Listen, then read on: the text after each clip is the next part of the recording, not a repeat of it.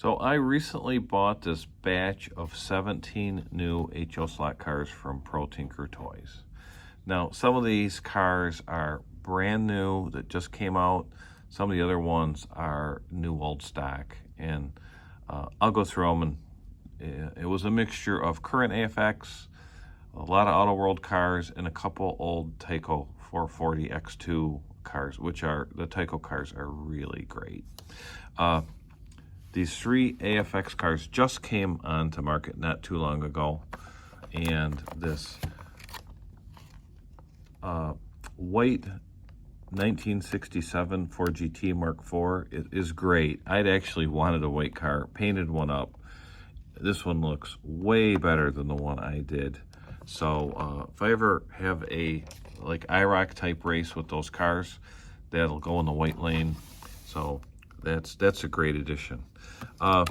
AFX is also making these really great contemporary Formula One cars. Now they have, I don't want to say generic because it's a really nicely modeled current Formula One car.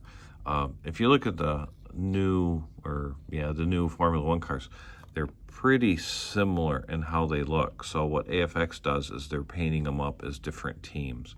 And this is the latest one to come out, these two Saubers. Now there's two numbers, one for each of the drivers, and then they also do nice details like the drivers' helmets are painted like individual, like the real drivers were. So this is really great. I haven't really done anything with these new Formula One cars. I need to pop a few out of the package and try them. I'm sure they run great, like most of the Mega G Pluses do. So that was all part. There's a majority of the 17 cars are Auto World cars. And my favorite ones that Auto World has made are these Trans Am cars, these sort of golden era Trans Am cars from 68, 69, 70, this AAR 1970 Plymouth Cuda, driven by Dan Gurney and Swede Savage. Actually, 42 was Savage's number. I mean, it's just beautiful. It looks fantastic. And I've already got a number of those, but it never hurts to have some more. The 1970 Camaro Z28, as raced by the Chaparral team that year. I believe they won one race at Watkins Glen. And then the 68 Penske run, and driven by Mark Donahue, Camaro. It's funny, everyone remembers the Trans Am series, but it was not a driver's championship. So there was no driver championship till sometime in the 70s. It was really for a manufacturer. So a Mustang won and they didn't care which team did it. You know, the Mustang as a brand would get points. Same thing, Camaro in 68 was, Camaro was the champion. Let's see, I've got some more Thunderjets. Those Trans Am cars were the Thunderjets with the screw-on bodies. And these two Willys came with it.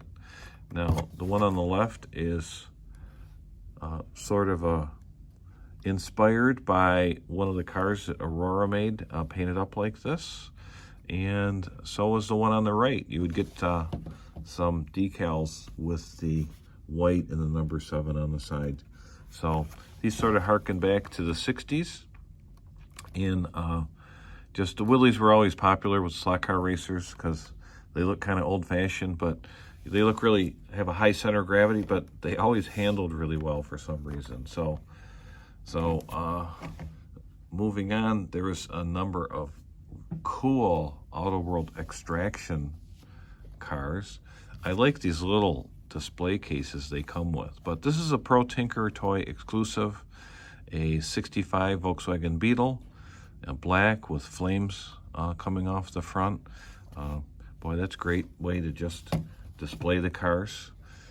Some 55 Chevys, two-tone black and white, Bel Air. I believe this is a Smoky Unique race car from 55, and I don't think it would have had a hood scoop, but other than that, it's really really great looking. And then the 55 Chevy Nomad. Now, you think it's funny to make a station wagon slot car, but the Nomads were pretty cool. It's funny, when they were new, no one wanted a two-door station wagon, but when they were used cars, the surfers figured out that they could put a surfboard in the back, maybe sticking out a little bit. And then they sort of became cool. And because they were so unpopular when they were new, not too many Nomads were made. So, you know, it makes a really great collector car to have. So, in other words, they're expensive now if you find a real one.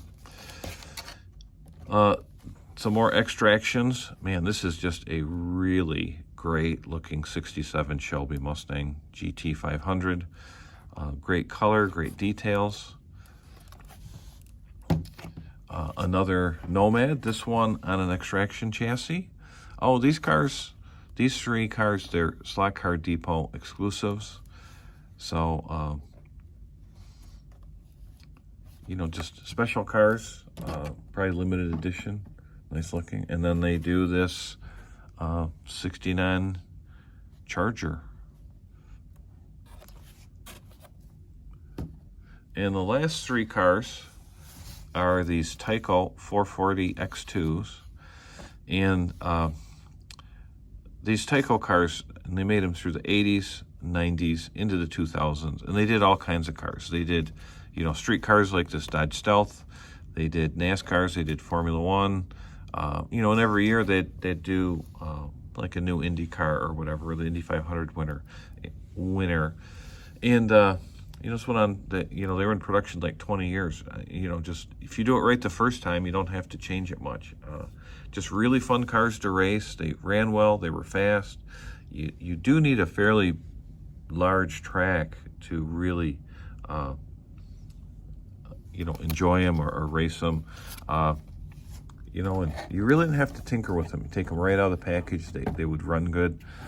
So in this group was the, like say, I think that's a 92 Dodge Stealth, an early 90s Camaro there in white. Like I say, just nice looking car, nice detail. And then they must have made the Lamborghini Countach for about 20 years in all kinds of different colors. This one happens to be a weird metallic-y, greenish, goldish sort of color. Hopefully they never made a real car in this color, a real Lamborghini in that color. So that was just a package deal that Pro Tinker Toys, I think he still has it. A little bit of an impulse for me. It was 17 cars for $459, and I pulled the trigger. I think that comes out to $27 a car. So, you know, a pretty good deal. Now I probably need to do something with some of these in terms of open them up and use them. I'm probably going to find a new home for some of them. I'll be going to the Cleveland Slot Car Swap Meet, and hopefully I can meet some of you guys there. Just as always, let me know what you think in the comments, and thanks for watching.